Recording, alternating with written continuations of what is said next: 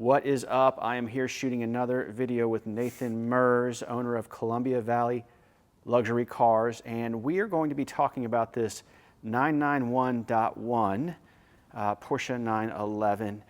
This video is an interesting one. This car is indeed available currently, and it has a very thorough service history, which we all want when we're looking for a 911. But the interesting thing about this particular car is that it has actually been over-serviced. So in today's video, we're going to be talking about this particular example, some of the history on it, really with some of this content centering on how you guys should, if you own a modern 911, work with Porsche dealers on servicing. So if you're familiar with taking your car to a Porsche dealer, you know that it can be a very expensive endeavor, but there are ways to protect yourself, or just to at least make sure that you're not overspending on service like what happened with this car. So at this point, I'm going to turn it over to Nathan. So why don't you talk to us about this? Thanks for having us discuss this car, Will. I'm kind of excited. I love this car. I'm going to say a little bit about it. The thing that drew me to this car first and foremost was the color, Amaranth Red Metallic. It's absolutely a brilliant color. They only offered it 2 years, 2013 and 2014. And when I saw this car pull up, a client of mine offered me this car, and I just fell in love with it. So I was like, yes, I'll take it. And one of the things we talk about a lot is the idea of buying the owner. When you're buying a used Porsche, or really any used car, in a lot of ways what you're buying is the previous owner. How do they drive the car? How do they maintain the car? What sort of documentation that they have? That says a lot about the quality of the car. So even if you're not a mechanic, if you know someone was meticulous and they were willing to spend the money and use the appropriate service providers, that goes a long way. So I had a high level of confidence in this car. The car came with a very exhaustive service history. The most recent owner purchased the car when it had right around 10,000 miles, certified pre-owned from a Porsche store in North Carolina, where he was living at the time, your home state, and has been serviced exclusively at Porsche dealers ever since. And so one of the things I loved about this car is he produced a very thick manila folder, and he is your ideal person to buy a car from, because not only did he provide all the historical service documentation, he pulled out the most recent invoice showing that he had spent $3,500 on service on the car in the previous 100 miles because he felt that was the right thing to do. Sadly, those people are not as common in the world as we'd like them to be, but a proud, passionate Porsche owner, and he wanted to make sure the car was right. And so I felt really, really good about it. One of the things that you and I were discussing a little bit is my primary love is air-cooled Porsche. I mean, this is really where my heart is at. I do a lot of classic Porsche, and I do a lot of mentoring of new owners in the Porsche space. And one of the questions they always say to me is, they say, well, I'm worried about the cost of ownership, maintenance and repairs on one of these older cars. And the common analogy I use, I said, well, you have to go into it with the right mindset. So buying a classic Porsche is akin to joining the country club. So you have your initiation, which is purchasing the car, and then you're going to have your monthly dues. And so if you go into it understanding that, hey, I'm going to be spending money on the regular basis, keeping this car current, keeping it correct, keeping it serviced, repairing items as they come up, you'll have a great experience. If, however, you think your initial purchase, and you buy a good car, is going to solve all those, it's simply not going to. These are 30, 40, 50-year-old cars. So for a lot of those people, they say, well, okay, then let's jump into a modern Porsche because I want more, quote, reliability, lower service costs. And this is an interesting car because as I started digging into the file, what I discovered is in the last 24 months, this car has had $11,000 for the service work at a Porsche store. Very interesting. So you think, well, gosh, those are a lot of things maybe that came up that went wrong with the car. Believe it or not, those are just what would fall under regular service items for the car.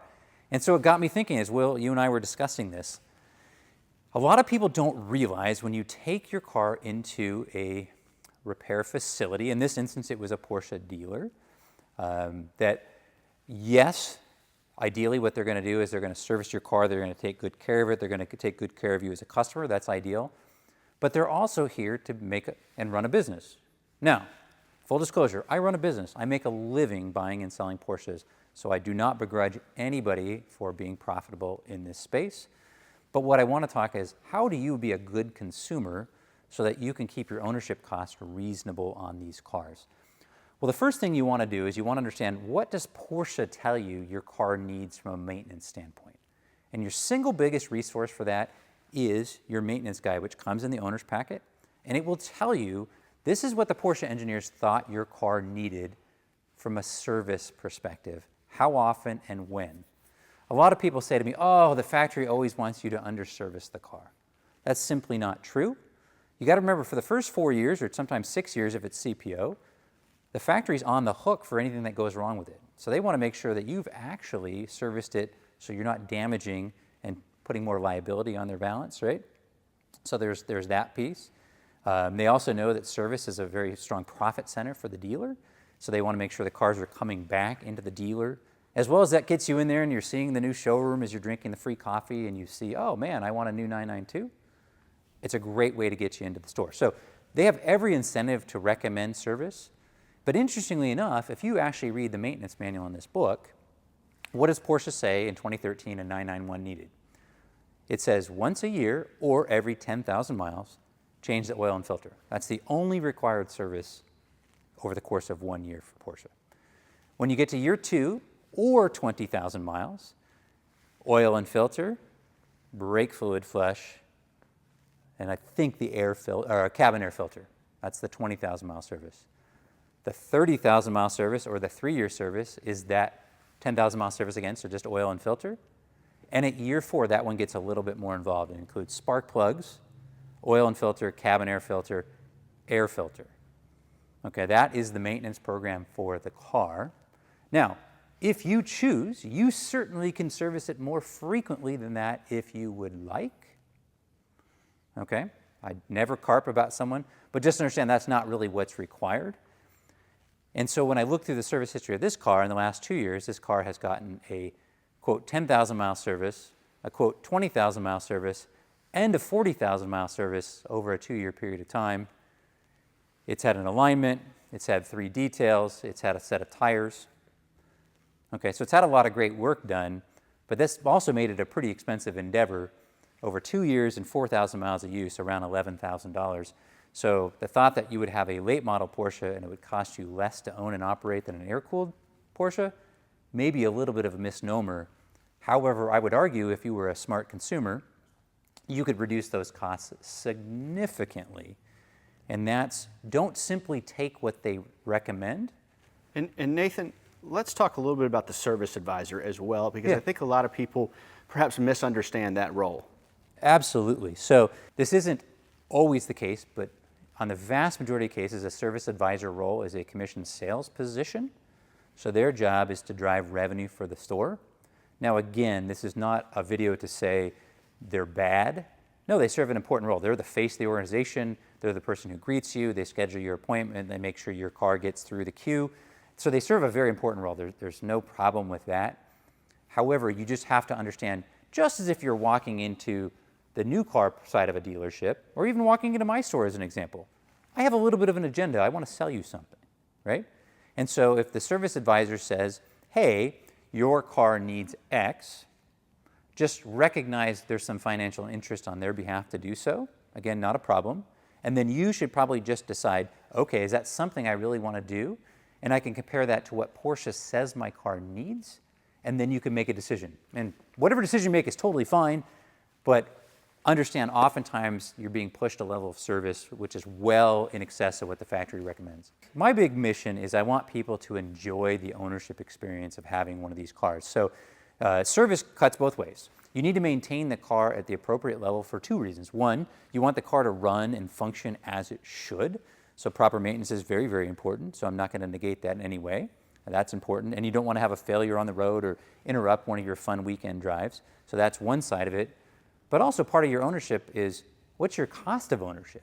And so it kind of breaks my heart, particularly as the older courses have gotten so expensive.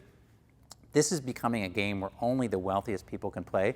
And I actually, frankly, I don't like that. I want regular people to go out and enjoy and drive these cars. And when I see that level of service cost over a short period of time, I know that rules out the majority of consumers. And so my point would be, I believe someone could have, over that period of time, gotten the car serviced appropriately per the factory specification, probably for 1/3 that cost. Yeah, I mean, $11,000. Yeah. And you're asking 63? This car's for sale for $63,000. So 11K is a ratio to 63K. I mean, that's a pretty substantial percentage of the overall selling price of the car just in maintenance. Absolutely. Now, it makes it a heck of a buy on the used car market, because when people say, well, what's been serviced? My answer is going to be what hasn't been serviced. Yes. But so it's great for you. You're not going to pay that markup. Frankly, another 2013 991 spec like this with this mileage and condition is likely going to be this price or more. You know, I don't build a lot of margin into my cars, so I sort of price them to sell. So I anticipate this car will sell fairly quickly. Again, it's a heck of a car for 63. I mean, getting back to the air-cooled thing, this also breaks my heart if I think, okay, if someone wants to spend $63,000 in the air-cooled space right now, what do they get? You might be back here in this cab, this 993 cab. Yeah, it might be a car like that, or I've got a 993 on BAT right now that's running no reserve, that Polar Silver car. That's certainly a possibility, but you're generally not going to get a top-tier air-cooled car in a coupe version. To your point, some of the best bargains are the open-top cars. Those cars are a pretty good bargain. But then, like I've been driving this car for the last week, it is a spectacular car. I hope this video has been helpful to you. Again, it's just something to keep in mind when you go see the Porsche service people. Nathan, thank you, man. Absolutely.